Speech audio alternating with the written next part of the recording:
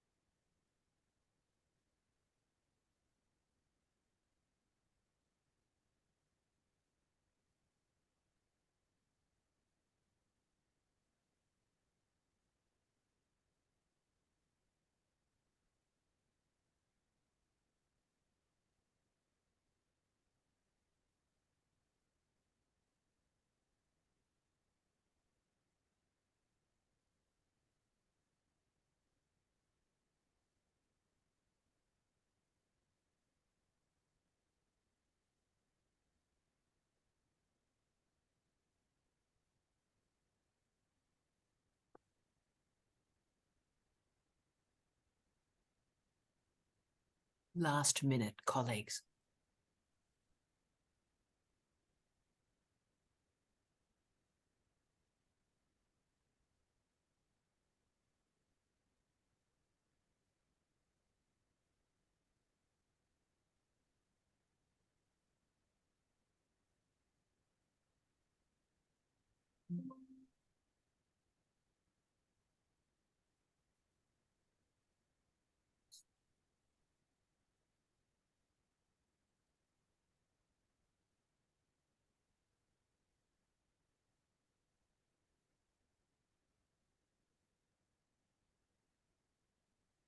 And we are finished.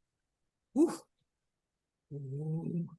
See, Paul, that's exactly how you were looking is exactly how I was. That was pretty intense. Paul, can we start with you, mate? Wow. Yeah. Now, what were you working on? I just finished the minute before the soundscape piece, so I can't thank you all enough.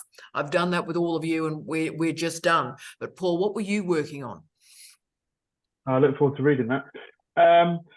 So it's a project with another lecturer at our university that we were just looking at generative AI and how it can assist rather than set back teaching. So we put together a model yet to try it in October where we use generative AI to produce a section of writing that then students can critique, not knowing it's written by AI. So it's for a dissertation group of students who are going to get this piece of writing and learn how to feedback or learn how to create feedback or responses for a student, not knowing it's AI. So then we will reveal to them it's AI and then get them to again check it and see how the markers change, knowing it's AI. Basically in a way to show them that AI probably can't be as well trusted as they think. So we're just writing that up as a thing to present to other lecturers. Now that's amazing to me. You saw Richard's face. We're going to go straight to Richard in a second, but that's powerful and interesting and provocative. And are you going to do it as a theoretical piece? We're actually going to do it as a SOTL, so a theoretical piece, and then a SOTL about what happened. Yeah, we're gonna trial it basically next year with our own. So with my dissertation students, and they're a biologist, so with their dissertation students, and then we're gonna bring it back and see how each group have got on with it and how the students reacted. But we both tried it with micro groups of the last year who have now gone, and it was interesting. The early results were basically once they realised it was AI, they critiqued the work much higher in a higher pattern. So they critiqued it more, knowing it wasn't written by a human. And then what we did with them, which is what we're going to explore a bit more, is going to, once they've critiqued AI and then they know it's AI, we're going to get them to critique their own work and just take some of those things that they found out that, the systems of doing it and bring it back to their own work to get them used to reflecting on their own writing. As an andragogical scaffold. That's brilliant, Paul. That is Exactly. absolutely brilliant. Well, I tell my brain, I feel a lot smarter after having that conversation with Paul. Thank you, Paul. Thank God you're here. That's Richard, right. No worries. Richard, your face performed my enthusiasm as well. So, Richard, what were you working on for us in that half an hour, brother? I just want to say about Paul's work there. You can hear me okay, yes? Oh, great, Can you mate. hear me? Yep. Just want to say about Paul's work there, because I'm coming from a creative writing background and my daily work is editing stuff, it's coming in from authors as well. So the whole area of feedback is fascinating to me, because you're constantly being very careful with people's egos. So the idea that there isn't an ego at the other side of it and still having to accommodate that is very interesting. Ooh, Paul, So that's again, that's an interesting one to think about. My goodness me. Go, Richard. So what I was actually doing here, well, I mean, what I came to do this week originally was, you may notice there's a little mini Hector just up there, because you remember a couple of weeks ago I was breaking down my various noun groups into things from my proposal. I was going to then go through those and say, what do I mean by these? What do I mean by these? And then I was going to so we call it backwards mapping and go through that and say, so when am I going to look at each of those things? Well, that's what I was going to do tonight. But what actually happened was that the Open University finally sent a reference over to Bristol today, which was a very vanilla reference. And Bristol immediately said to me, can you send us a second sample of writing?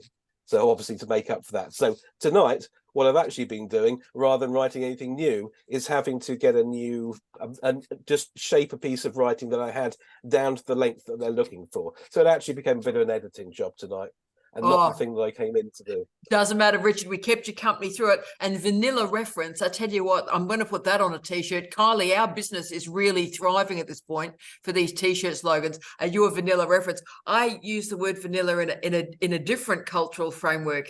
Vanilla reference is makes your eyes water, mate. That's brilliant. Oh, you're a superstar, Richard. Good luck, mate. I'm going to be so excited to see what happens. So is Paul. Look, we should have the Meghan moment, and of course we can't even go Meghan B because they're both Bs. Could we go to the Queen of Norfolk Island first, and then to our other fabulous Queen? So, Meghan, darling, what were you writing on, Meghan Bayless?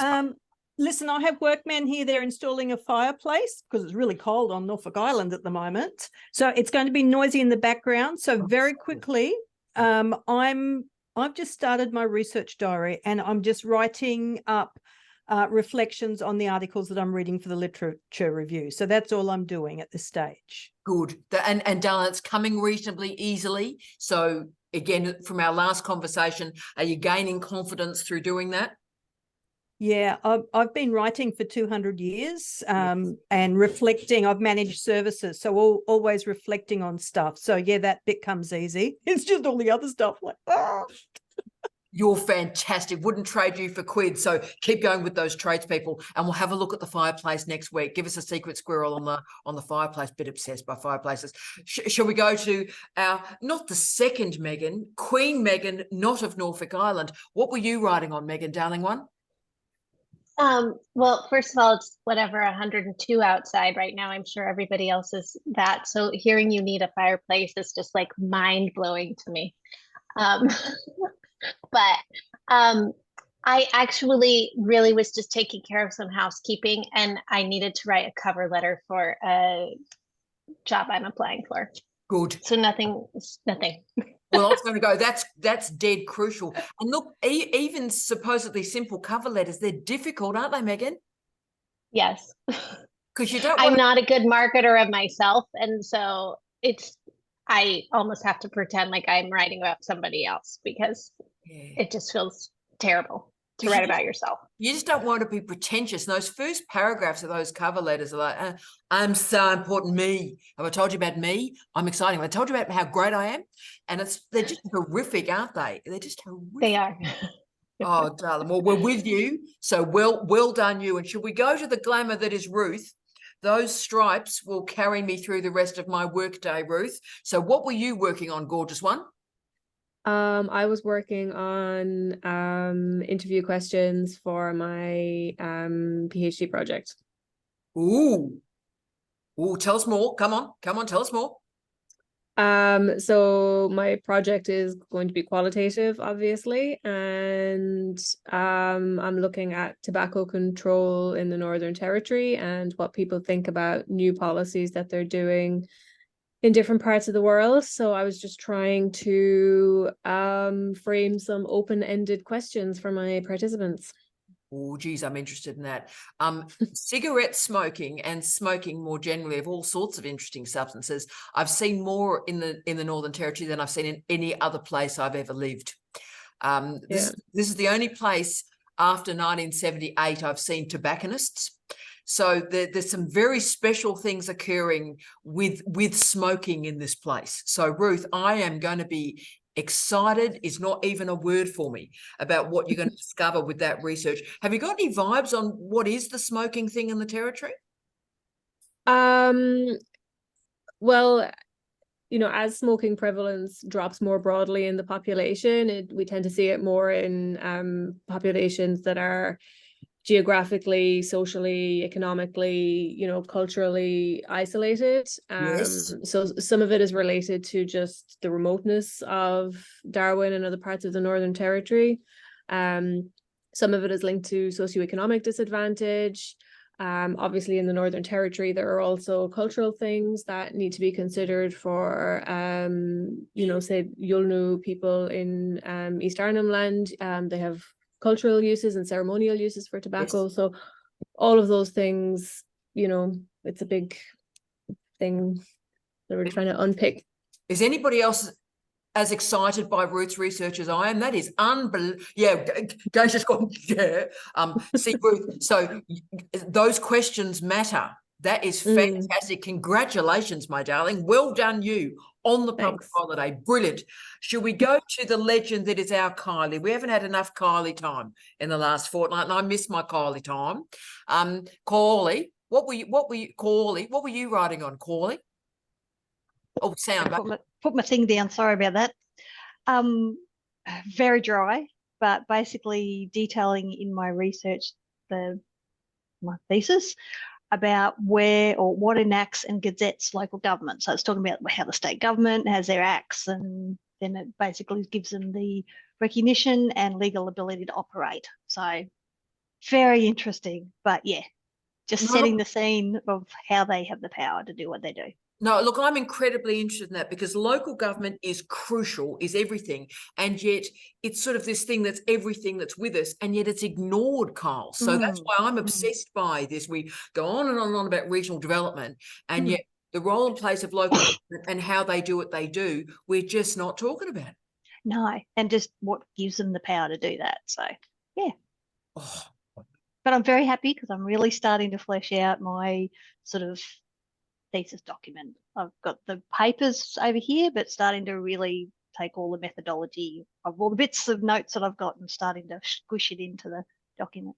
Oh, you're the best, Kyles. You're a legendary human. Well done, Kyles. Can't manage without you. Should we go to Damien? Damien will, I'm sure, explode my brain this week as well. Now, Damien, what were you writing on this week? Oh, no. I got some very nice feedback on my first attempt at a chapter post MCR, but basically, I think, and apparently this is normal, I tried to write my entire thesis argument in that chapter. Yes. So today I kind of taken that feedback and I'm contextualizing my kind of core thread of my thesis, which is the push and pull of creators and producers in pushing and pulling queer content onto Australian television. And I'm contextualizing that just to development commissioning and not like the whole ecology of making a television show. So I've been setting that up as a way to kind of say, there's this big push and pull that happens where people are pushing this in, and there are strategies and policies to pull it in.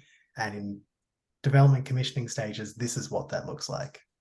Oh, Damien, I'm so interested in that. I taught undergraduates push and pull media as a way to sort of, render inverted commas social media, or Web 2 in the old days, render that more complicated. You're taking that the 27th stage forward, mate. That's fantastic. Is it working as a metaphor, as a trope, as a policy strategy?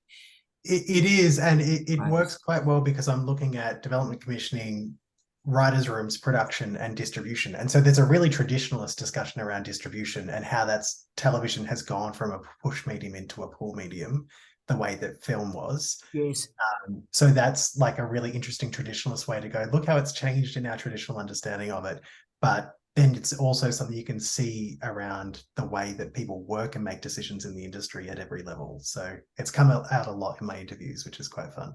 Oh, that's brilliant. Paul, that's good, isn't it? That's good. That's really good. Yeah, it's really interesting. Yeah, really good. Yeah, I mean, see, we've taught that, but in different ways, Damien. So you're doing something really innovative there. So I hope you know that. It feels like it now. There was some moments of despair in getting to this moment.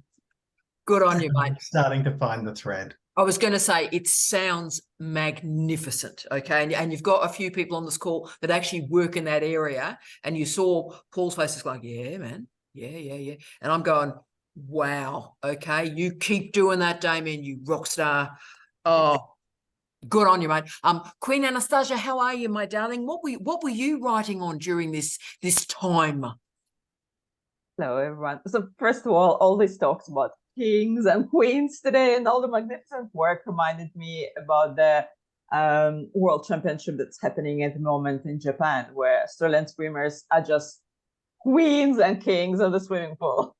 I'm just so excited because every morning I read the news and catch up with how many golds, how many silvers they won last night.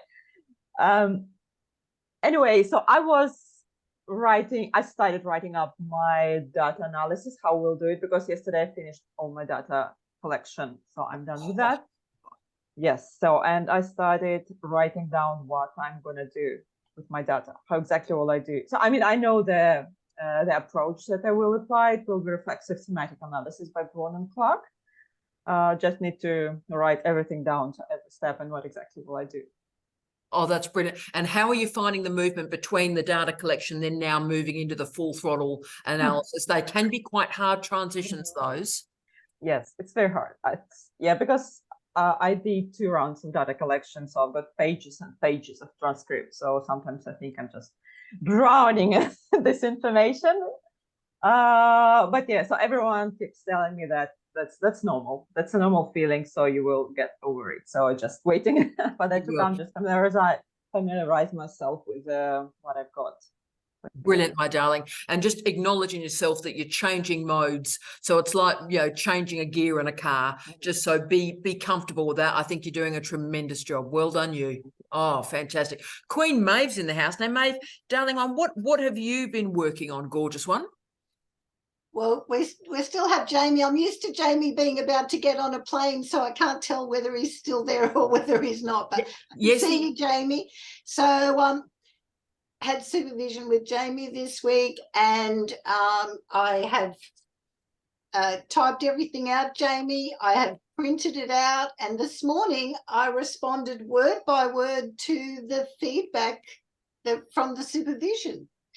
So, yes, I was pleased with it. I have, not as in it's brilliant, but I did it. That's something.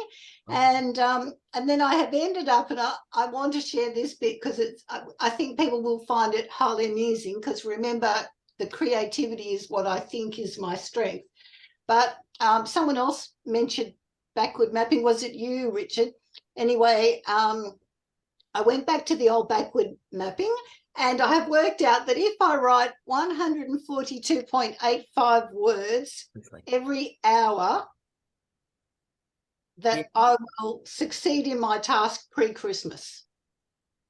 That's fantastic. Not the whole PhD, just what I need to do. So that should be fascinating. And I think as a creative, every now and then I go, let me go all mathematical with this. See, this is what goes wrong, you see. I'm the acting DVC, and Jamie and Maeve are left alone for a couple of weeks. And see what happens? She starts to do like words per hour. I blame you, Jamie Quinton. I blame you. No, but Maeve, darling, in some ways that's doable. Go on, Jamie. How are you going to do it in your sleep? Are you going to use AI? Oh, cheeky. No, I counted myself a very livable human 5 days with 2 days off.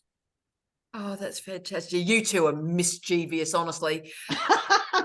You've got a couple more weeks without me, and then I'm going to be back at you two, but I've heard it's been going well. But, Maeve, that's great. And can I say, colleagues, just in terms of a meta point, there's something lovely about co-supervisors having their moment with their student on their own without the random principal supervisor, because wonderful things do happen. So I'm terribly proud of the pair of you. Can I just very quickly say, Maeve, now that you've done that calculation, can you see that it's not, you don't have to swallow the elephant in one go? Yes, definitely. Well, I mean, look, if I'm here and I'm having a good session with this, today I did 400 in half an hour. So last week I did 700 in half an hour. So but that's where I've primed myself to write at that time. Brilliant. And where I haven't been writing in the hours previously. That's great. So it's like a, full focus. I've thought the night before on what exactly will I write in that half hour. Like I had my printed notes ready to write to. Right. So it's like, that's like, what could you say? That's like us being in the Olympics. Yeah. And going, okay, I'll do an Olympic half hour.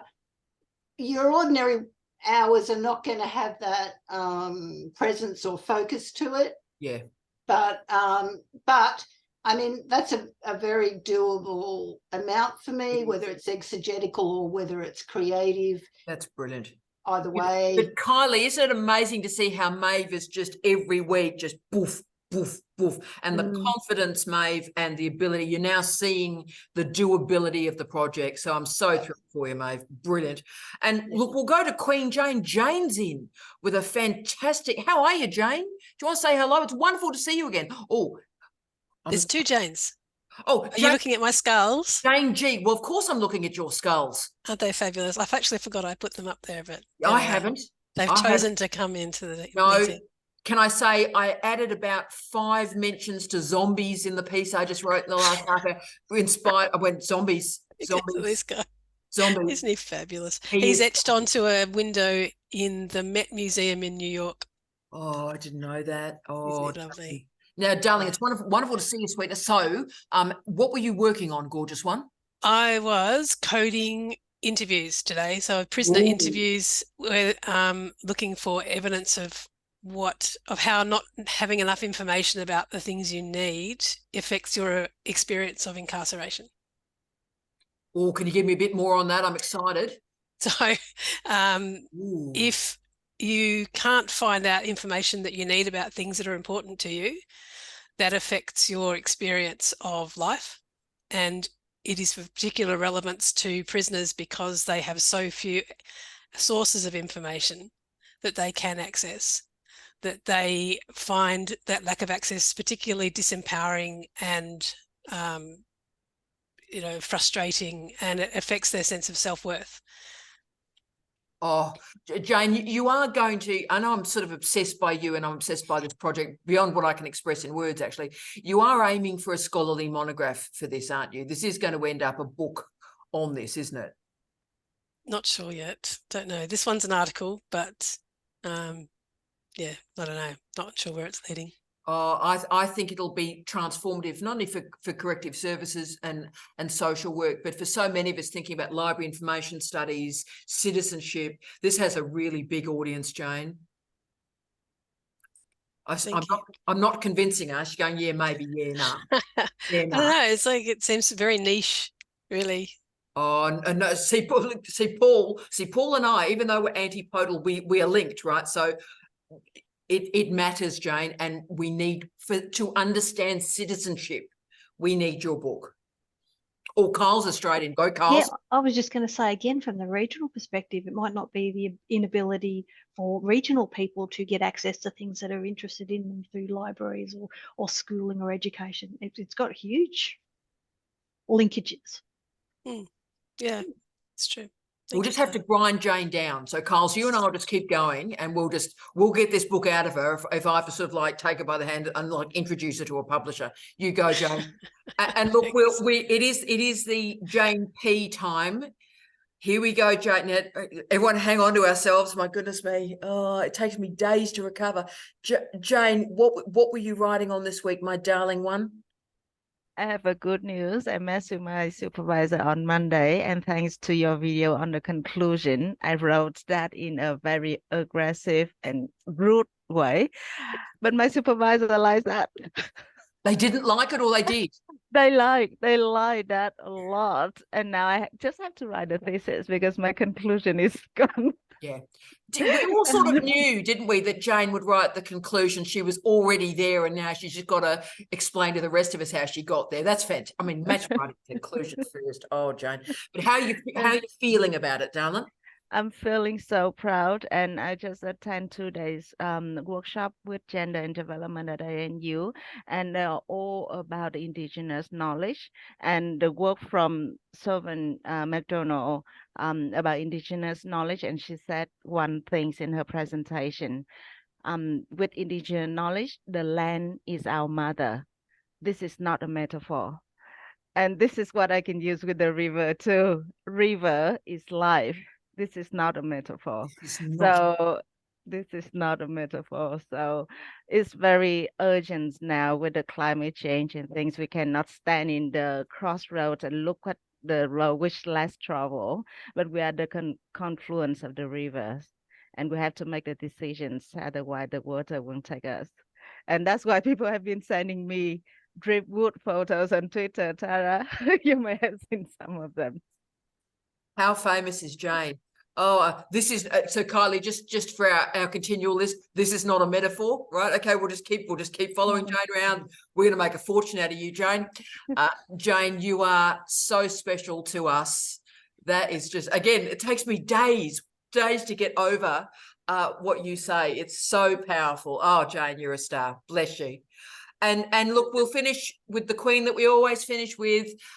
We nearly got through everybody. Carol, it's so lovely to see you, darling. One, you're the best in the universe. Dina, darling, give us the vibe, sweetheart. Where are we at, darling? So I'm still on my actual axial coding. I'm linking the lesser concept around the higher concept.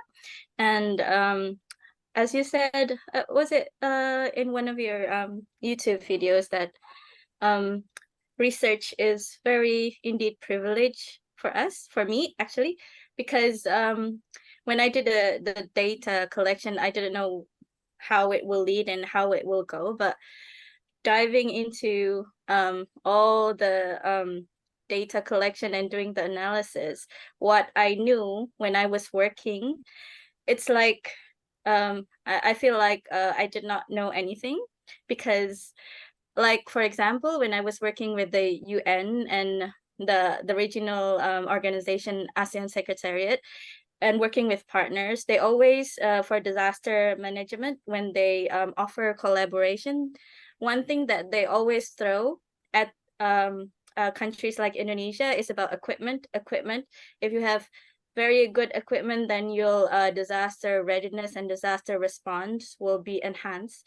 But when I do my data analysis, people are saying that when they do disaster response, disaster preparedness, it's not about all these big scientific tools that people provide, but it's because of their local local values, like their local indigenous beliefs. Like they say, I'm very happy if I can help people in return, because when we had the earthquake in Jogja, people helped me. So this is how this is my way of returning that